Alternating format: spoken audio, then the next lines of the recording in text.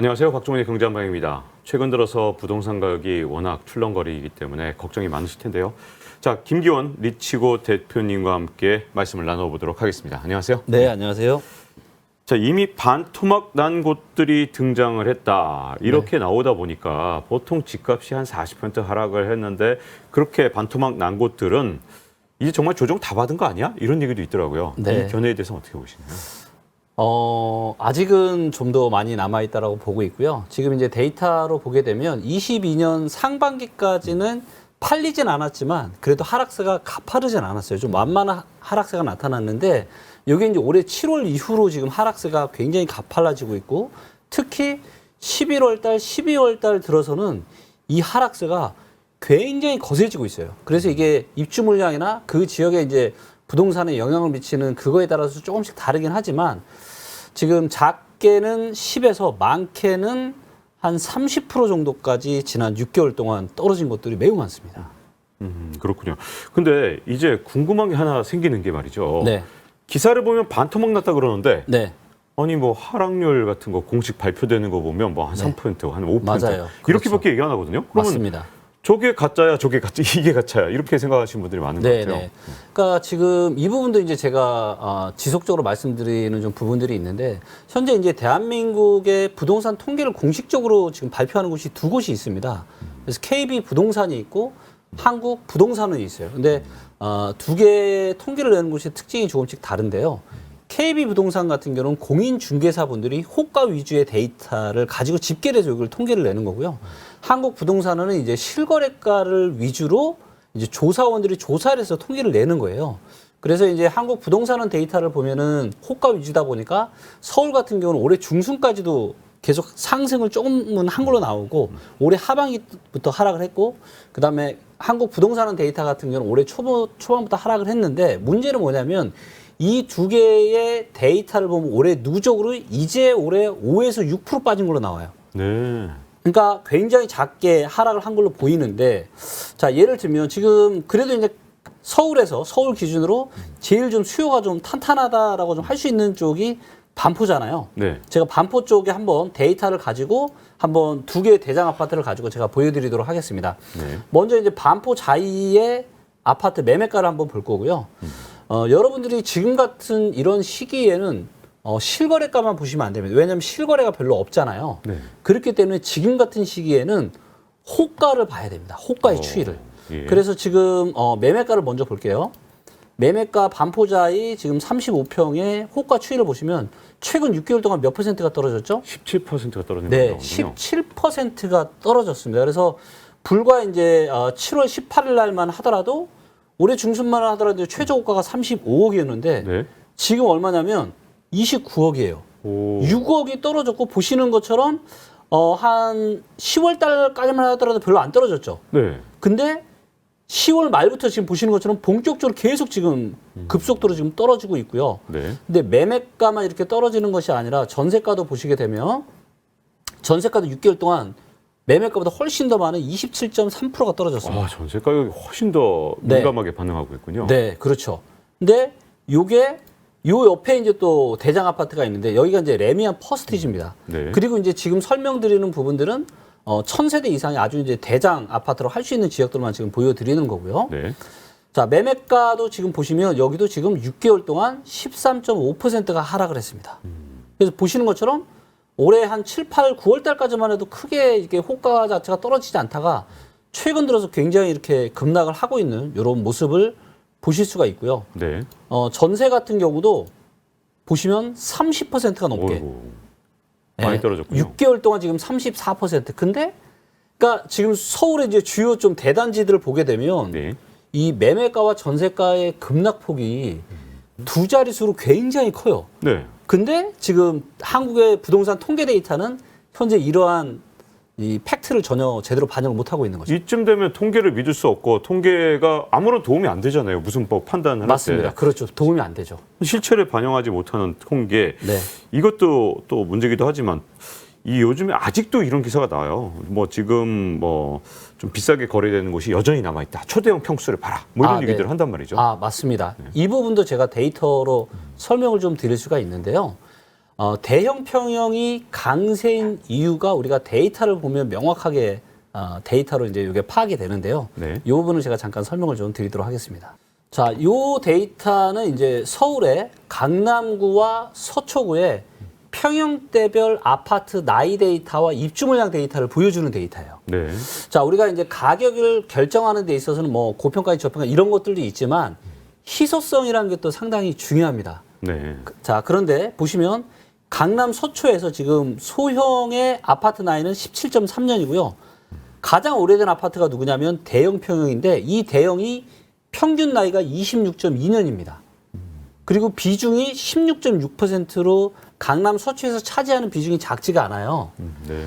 자, 그 얘기는 무슨 얘기냐면 지금 강남 서초에는 대형 아파트가 거의 30년 가까운 아주 오래된 아파트예요. 그리고 여기 이제 연도별 입주 물량에서 보시면 아시겠지만 초록색이 이제 앞으로 들어서는 새로운 아파트인데요. 네. 보시면 대형은 새로운 아파트가 지난 2010년, 9년 이후로 공급이 거의 없었죠. 그러네요. 그리고 언제 그리고 공급이 많았냐면 2004년을 네. 중심으로. 그러니까 거의 지금 한 20년 된 거예요. 강남 서초의 대형 평형, 즉 전용 면적 기준으로 135제곱미터 이상짜리는 새 아파트가 최근 10몇 년 동안 거의 없었어요. 네. 근데 아주 소량 있긴 하죠. 그렇기 때문에 이 부자들이 대부분 살고 있는 강남 서초에 대형에 사시는 분들은 신축 아파트에 대한 수요가 어떨까요? 굉장히 그쪽에서는 좀 있겠군요. 네, 굉장히 높겠죠. 네. 그리고 또 부자분들은 또 지금같이 어려운 시절에도 크게 돈을 또 구애받지 않고 네. 내 집에 대한 이런 의사결정을 또 하실 수가 있는 상황이고요. 자, 이런 상황이다 보니까 지금 강남 서초에 대형 아파트에 신축 아파트 거의 공급이 없어서 희소성이 있기 때문에 일부 드문 이런 큰 평형대에서 신고가가 나오고 있는 상황입니다. 네. 자, 그러면 그렇게 최근에 신고가 나온 집들은 앞으로 집값이 떨어지더라도 좀 더 안전한 편이라고 봐야 되는 건지 아니면 결국 떨어지면 시장의 힘에 의해서 같이 떨어질 수밖에 없는지 어느 쪽입니까?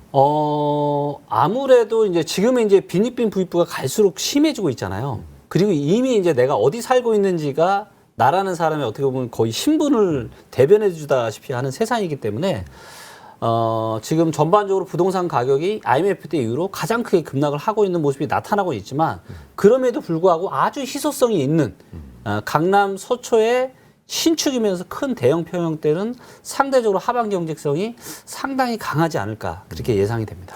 자, 그런데 이제 많은 분들이 아직도 그렇게 생각하시는 분들이 있더라고요. 제가 이제 실제로 소셜 미디어나 이런 데 보면 네. 글들을 보면 이제 금리를 이렇게 올려서 집값이 떨어진 거니까 네.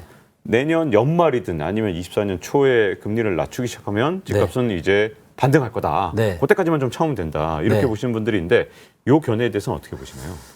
그거는 이제 공급 사이드 측면에서만 말씀을 하신 것 같고요. 이제 수요 사이드 이제 사람들의 호주머니 사정을 좀 우리가 봐야 되는데 지금은 모든 자산들이 다 지금 하락을 하고 있잖아요.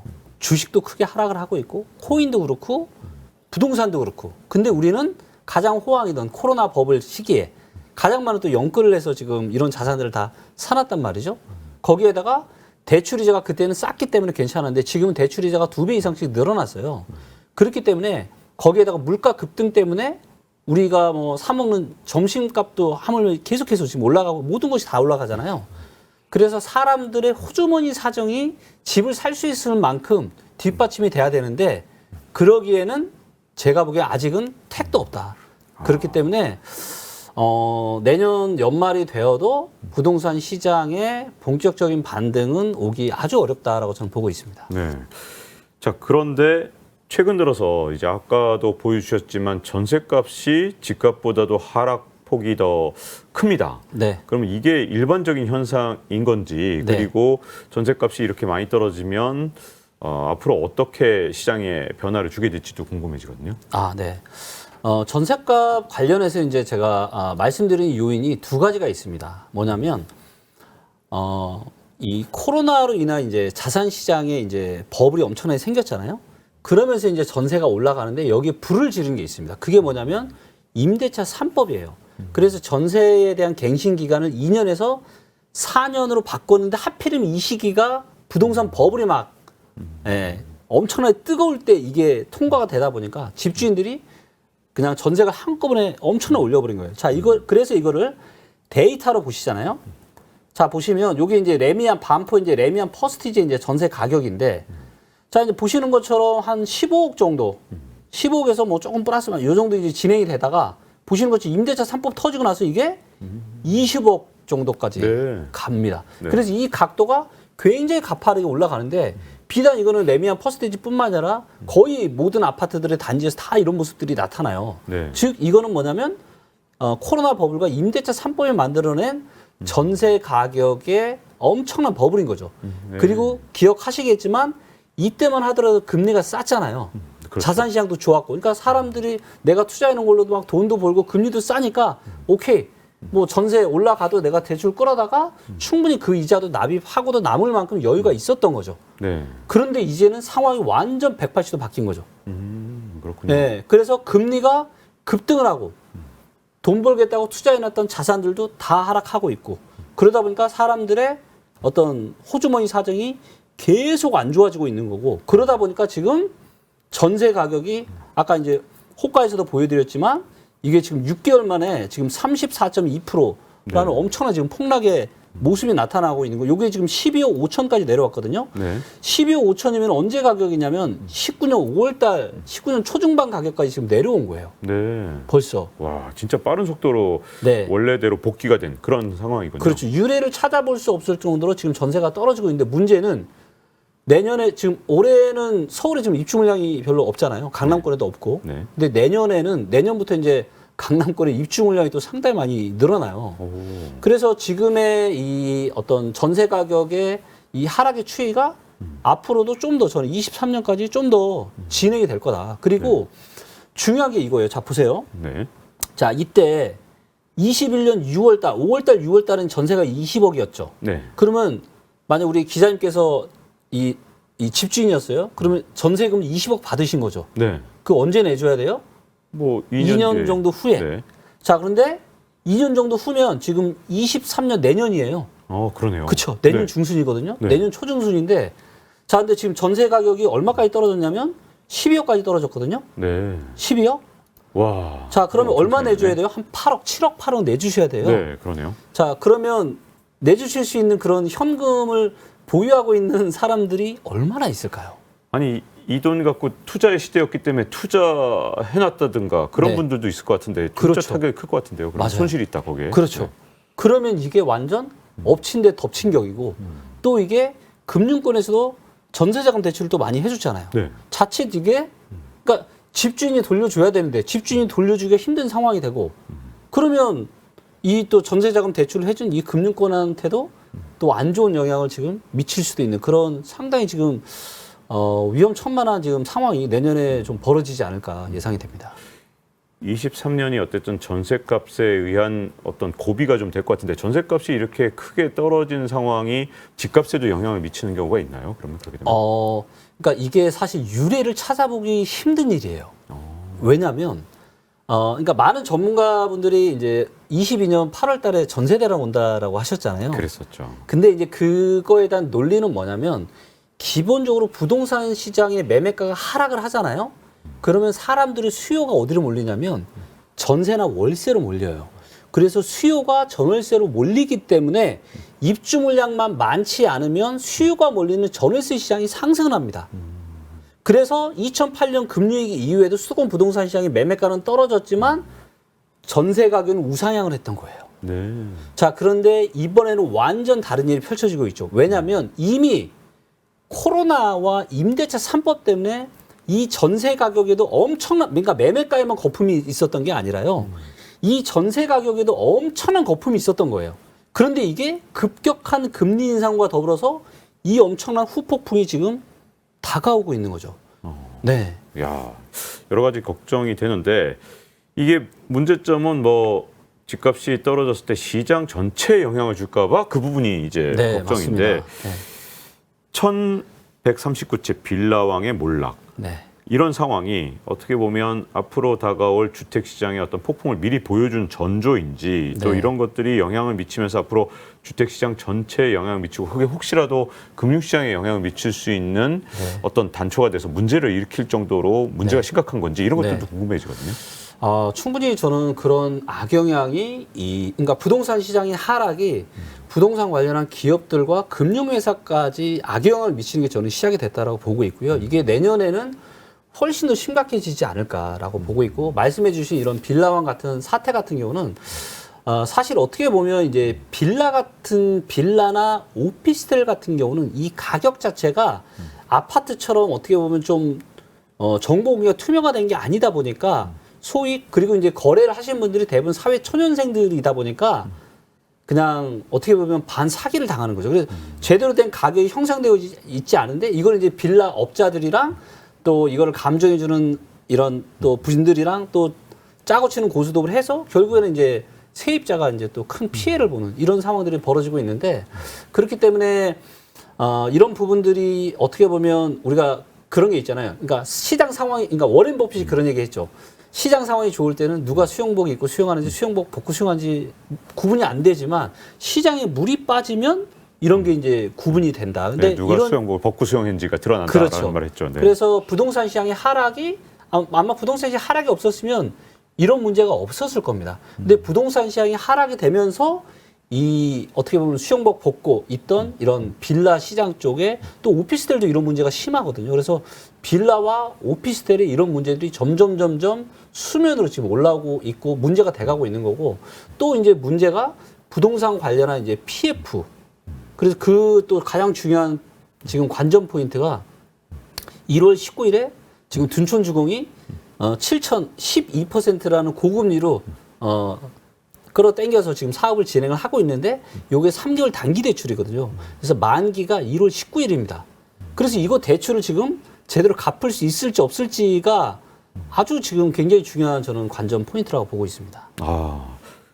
그거에 따라 시장이 또 굉장히 큰 영향을 받을 수도 있겠군요. 네, 맞습니다. 근데 이제 많은 분들이 이제 궁금해하시는 분들이 아마도 집을 사신 분들은 도대체 집값 언제 반등하냐 이런 네. 걱정하시는 분이 있을 거고 또 반대로 내 집 마련 이때가 기회인가라고 네. 생각하시는 분들은 반등 전엔 사야지라고 생각하시는 분들이 있을 것 같아요. 네. 그러면 집값 반등은 도대체 얼마나 기다려야 되는 상황인 건가요? 네. 일단 호가 데이터 같은 경우는 이제 오랜 시계열 데이터가 없어요. 그래서 네. 이제 실제 아파트의 실거래가를 가지고 만든 이 캔들 차트를 가지고 제가 설명을 좀 드리도록 하겠습니다. 이제 서울 전체 아파트 가격인가요? 네, 저 맞습니다. 캔들 차트는? 네. 그래서 보시는 것처럼 요게 이제 실거래가가 공개된 2006년 이후로 서울 아파트에 실제로 거래된 데이터. 네. 그 중에서 아주 이제 극단값을 빼고 만든 실거래가 캔들 차트입니다. 그래서 주식 차트랑 똑같이 만들어 놨어요. 네, 근데 이제 보시는 것처럼 최근에 이렇게 굉장히 급락형 모습이 나타나고 있죠. 그러네요. 그래서 요거는 이제 공급 면적당 기준은 아니고 전용 면적당 기준으로 제가 만들었는데 전용 면적당 기준으로 서울의 실거래가가 4천만 원 초반까지 찍었다가 지금 3천만 원 초반까지 내려왔어요. 네. 즉 지금 몇 개월 사이에 지금 한 평당 1,000만 원 정도가 지금 빠진 겁니다. 급격하게 빠지긴 하네요. 네네. 그래서 지금 한 20% 이상 실거래가가 지금 빠진 것으로 나타나고 있고요. 자, 그렇다면 이제 내 집 마련 가격은 어느 정도가 적정한 선이냐. 네.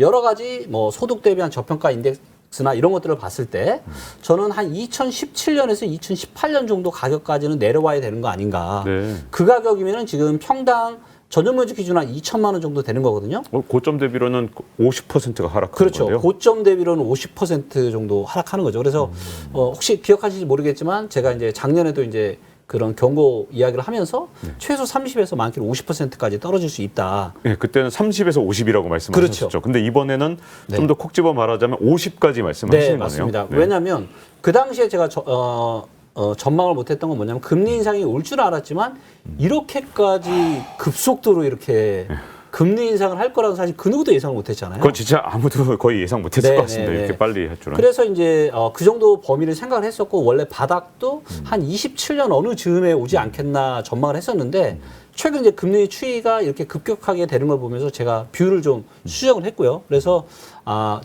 굉장히 급락형 패턴이 나타나고 있고 지금 여러 가지 지금 상황이 좋지 또 이제 경제 상황도 지금 또 너무 안 좋잖아요. 그렇죠. 네. 그러다 보니까 이런 것들이 맞물려서 아마도 이제 2017년, 18년 가격대까지는 저는 떨어지지 않을까라고 전망을 하고 있고 그렇다면 이제 작년 고점 대비해서는 한 50%에 가까운 하락이 나타날 거라 예상합니다. 네. 자, 그러면 아마도 많은 분들이 이제 살까 말까 망설인 분들한테는 네. 역시 마찬가지로 소셜미디어나 이런 데 보면 공포에 살아. 그렇게 네. 우리가 지금까지 투자 공부했지 않냐. 네. 지금 공포 맞네. 그렇게 네. 지금 사야 된다. 이렇게 주장하신 분이 있다면 어떻게 말씀해 주실까요? 아, 공포에 사는 게 맞죠. 근데 이제 네. 그 공포도 어떤 공포에 사느냐가 중요한 거죠. 예를 들면 이제 주식도 이런 거죠. 주식도 3,300에서 고점 찍고 내려왔는데 2,600에 내려왔을 때 아, 지금 많이 떨어졌으니까 사람들이 공포에 젖어도 공포에 살아. 근데 만약 지금 그때 샀으면 어떻게 됐을까요? 지금 엄청 고통받고 계실 것 같아요. 그쵸. 그때 샀다면. 공포에 사는 거는 맞아요. 하지만 그 공포가 그냥 단순히 내가 느끼는 공포여서는 안 되잖아요. 무언가 원칙이 있어야 되는 거거든요. 근데 지금 예를 들면 요 소득 대비한 저평가 인덱스를 볼게요. 이게 뭐냐면 이제 소득 대비해서 지금 서울의 아파트가 얼마나 싼지 비싼지를 보여주는 데이터인데요. 자, 이제 보시는 것처럼 요게 이제 지난 20년 동안 평균치가 17이었고요.